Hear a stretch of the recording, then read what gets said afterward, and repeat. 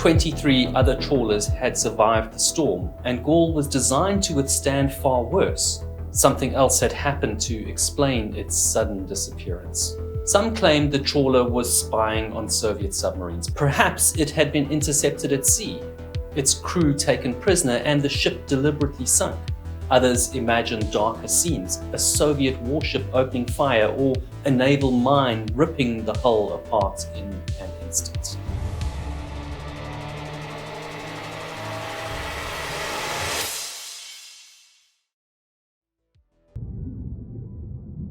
The fishing vessel Gaul was a modern British deep-sea stern trawler and factory ship completed in 1971 by Brook Marine Limited of Lowestoft. Measuring 66 meters long and 12.3 meters wide, it was built of steel and certified Ice Class 3 for Arctic operations. A 1,939 kilowatt engine drove a single propeller inside a steerable quart nozzle, giving extra maneuverability in harsh seas. Originally named Ranger Caster and registered at North Shields as SN18, the vessel was acquired by British United Trawlers in 1973, renamed Gaul H243, and placed into service out of Hull. From there, it joined the fleet working the frigid, punishing waters of the Arctic Ocean. For its time, Gaul represented the cutting edge. It carried the latest gear for catching, processing, freezing, and storing fish with chilled holds that could take vast quantities of processed catch. It displaced 1,106 tons and carried every modern life-saving device required: 6 life rafts with hydrostatic release, 4 life buoys, and life jackets for each of the 36 crew. And that's where my interest begins. On paper, Gaul was one of the safest and most advanced factory trawlers afloat. Yet, in February 1974, it vanished without a distress call. No lifeboats launched, no crew survived. My question is simple. How could a vessel built with so much engineering and safety disappear so completely, operating in a fleet where others survived the storm? That question drives the investigation. On the 22nd of January 1974, Gaul with 36 crew members leaves for the rich fishing grounds of the Barents Sea off Norway. In command of Gaul is skipper Peter Nellist with George Petty as mate. During the voyage, Petty falls ill and is replaced by Maurice Spurgeon in Norway. Both skipper Nellist and the replacement mate Spurgeon are experienced freezer trawler fishermen, but this is their first time to sail on Gaul. The second and third mates are also new to the vessel. On the passage to Norway, Gaul stops and carries out repairs to the automatic steering at the request of the chief engineer. On the 29th of January, with weather conditions favorable, Gaul joins the fishing fleet in the Barents Sea. After 6 days of fishing, Gaul damages its trawl and replaces it with a spare. Though the weather has deteriorated, fishing continues without interruption. By Thursday, the 7th of February, after 10 days of fishing, Gaul is able to box 19 tons of frozen fish fillets in its hold. In the morning, the vessel develops a fault in a steering gear pump, but it's easily repaired. At 10:30, per company policy, Gaul reports to British United Trawlers on the skipper's freezer schedule, a summary of position, weather conditions, and catch. A report is made every day at 10:30, 16:30, and 23:30, with an office call-in at 9 o'clock. Gaul is fishing on the North Cape bank together with its sister vessel, Celt. At 15:30, Gaul calls in for advice on a problem with the automatic pilot control for steering, but no further calls are made after, so the office assumes the problem has been resolved. In the Barents Sea, the weather is worsening. It's snowing heavily during a time of the year when it's almost constantly dark throughout the day. Since visibility is extremely poor, Celt and Gaul get separated when Gaul stops to haul in its trawl net. By 2030, Celt has totally lost sight of Gaul. At 23:30, skipper Nellist reports that Gaul has to stop to mend its net, which has been badly damaged. At 0200 on the 8th of February, the weather and sea state have become so severe that the fishing fleet operating in North Cape Bank, including Gaul, is forced to stop fishing and keep their vessels as stationary as possible. facing into the weather. A safe practice for marine vessels to ride out the rough weather and not take the waves directly on the beam or from the side of the ship.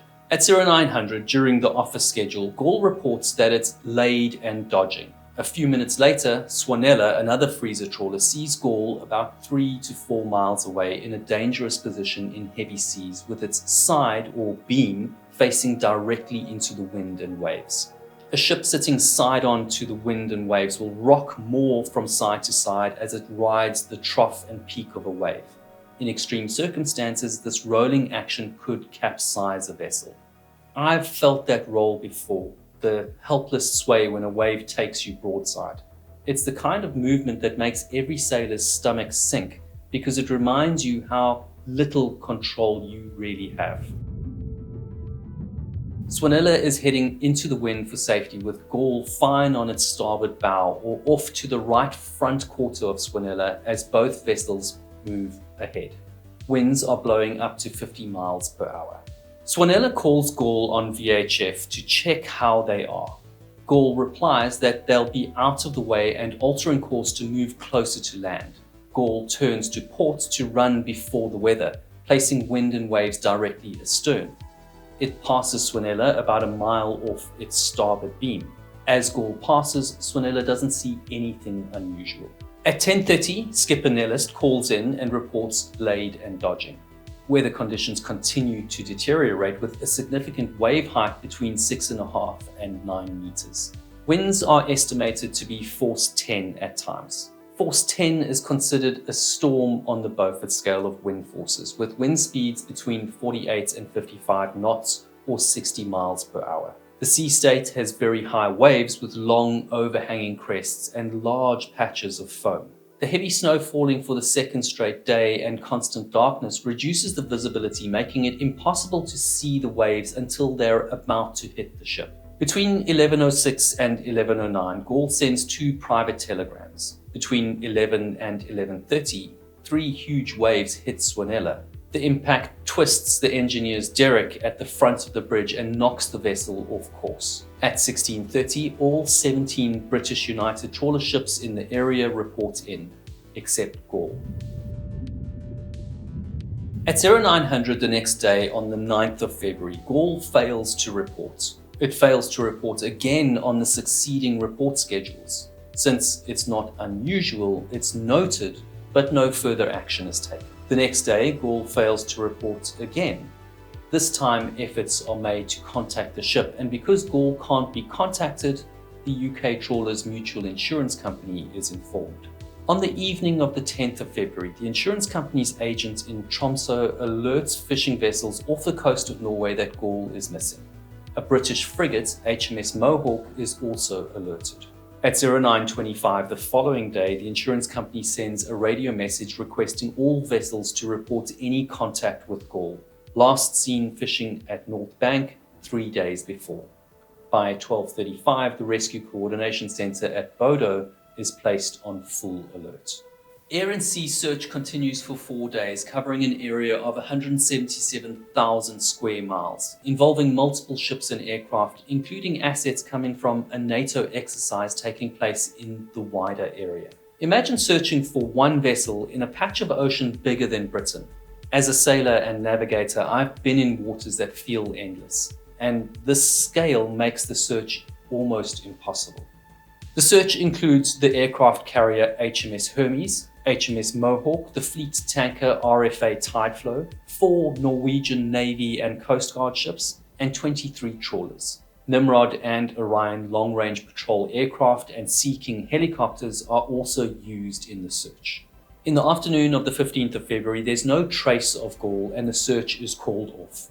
In May 1974, 3 months after the vessel disappeared, the Norwegian whale catcher Rover recovers a lifebuoy from Gaul.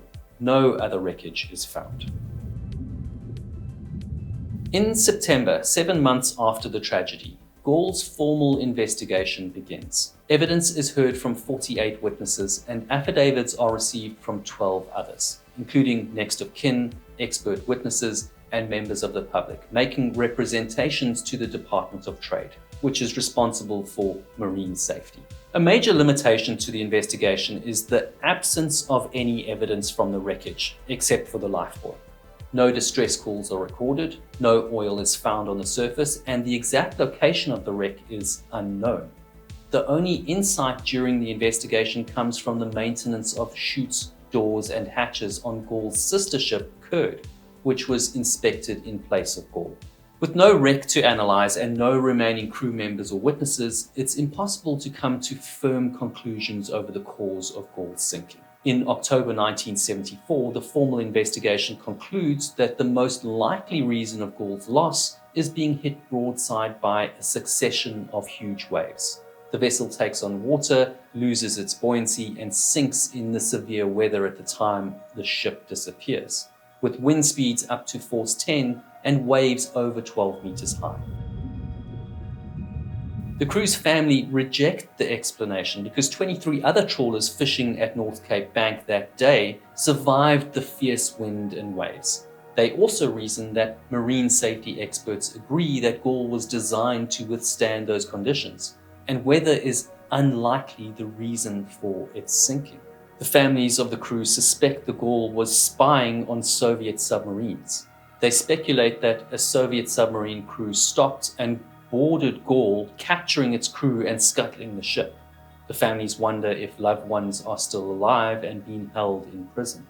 Others believe the Gaul could have been attacked by a Soviet warship and destroyed by an anti-ship missile or gunfire, which would explain why the crew didn't send out a distress call.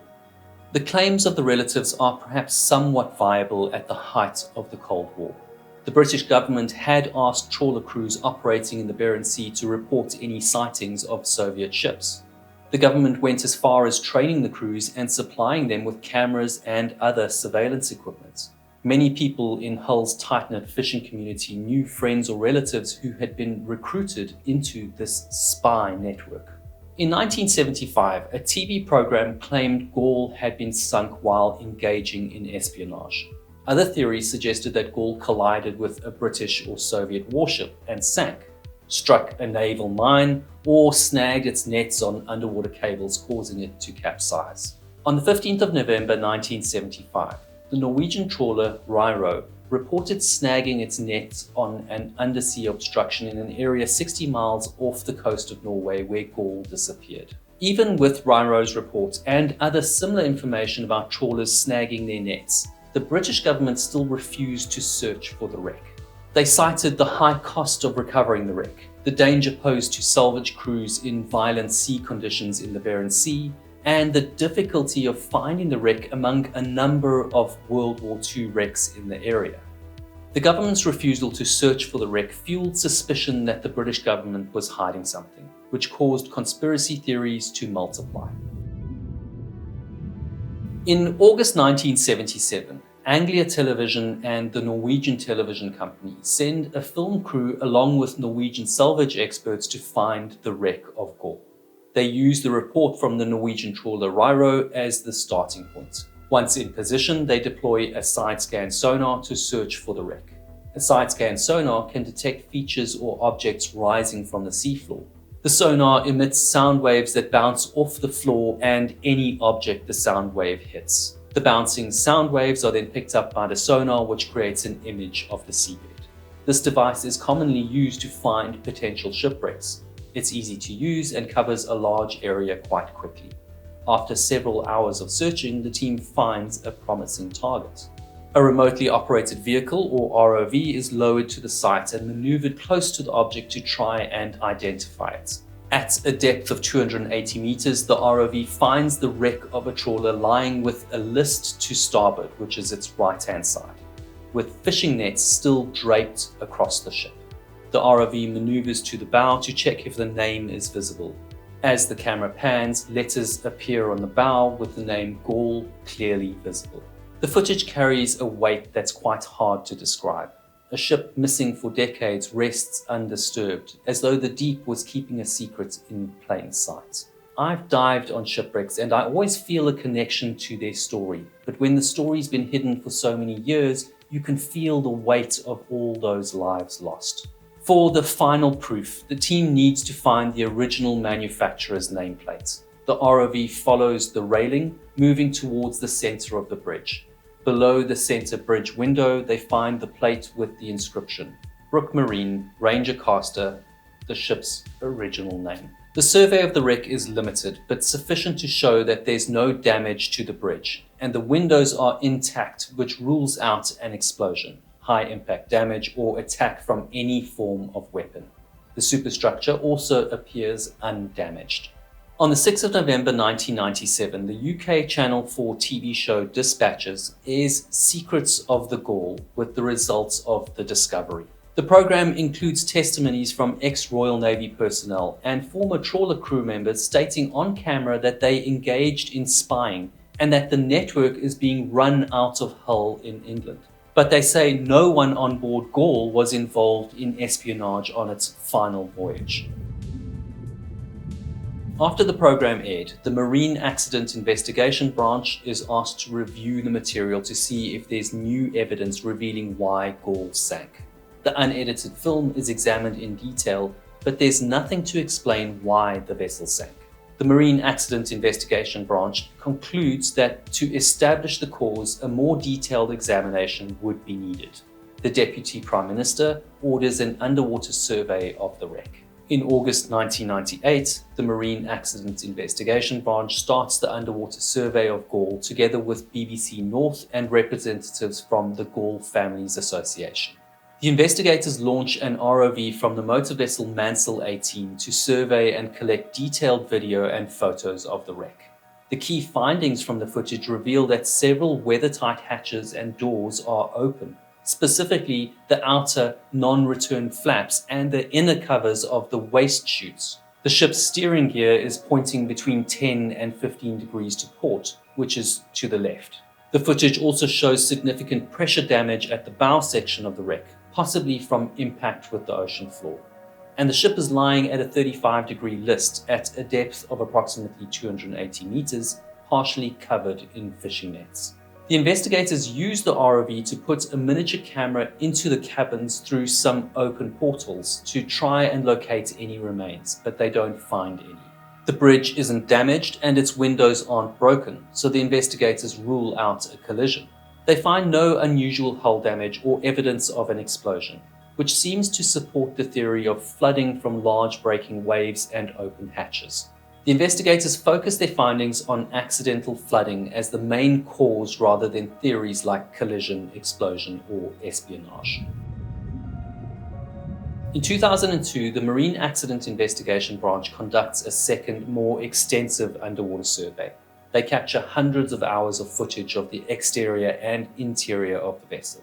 This time, the investigators recover the biological remains of 4 crew members, which I think is incredible after 25 years underwater. The remains prove that the crew were on board at the time of the sinking and rule out another conspiracy theory. Investigators also create a scale model of Gaul and carry out tests at an oceanography center. The tests build a picture of the conditions that would possibly sink the vessel. After reviewing the evidence from the underwater surveys, the Marine Accident Investigation Branch has enough material for a new formal inquiry. They analyze underwater footage, the physical conditions of doors and hatches, and forensic evaluations. Previous testimony raises questions about the vessel's maintenance. Oil leaks shutting down the trawler's engine. Water on the factory deck reaching waist level because hoses are left running, and pumps clogged with fish. The inspection report on Gaul's sister ship is now revisited.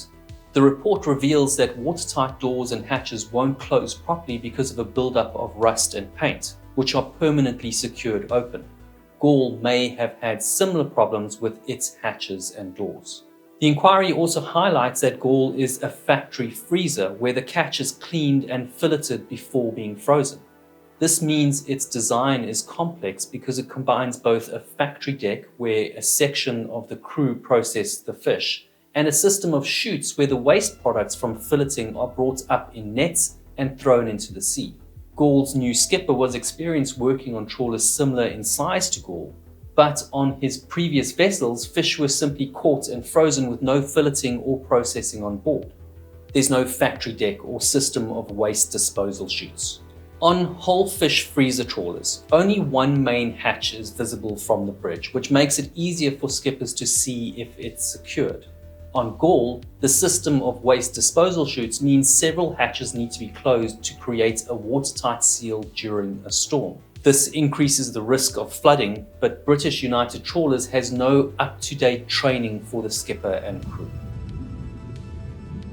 On the 17th of December 2004, the reopened formal investigation concludes that the waste disposal chutes on the trawl deck had been left open, allowing as much as 100 tons of seawater to flood into the factory and processing space.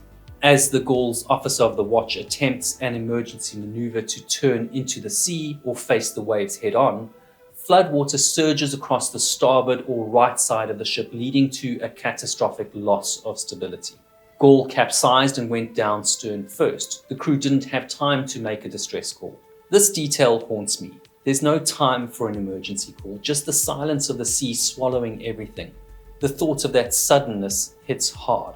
This theory is confirmed by the scale model experiments, which show how water can destabilize the vessel beyond recovery. The report also dismisses the notion that Gaul had been involved in espionage or in a collision, and no evidence is found that Gaul was fishing at the time it sank, which suggests that there was no snagging of the net. Gaul's loss still leaves a lot of questions. The storm was fierce, but other ships made it through. On the wreck, investigators found open doors and chutes that could have let huge amounts of water flood the factory deck in minutes. That sudden weight would tip the vessel on its side and roll it over before the crew had a chance to react. It's not a single cause, but the best picture we have. Small failures joined together turned into a disaster, and the ocean holds that secret.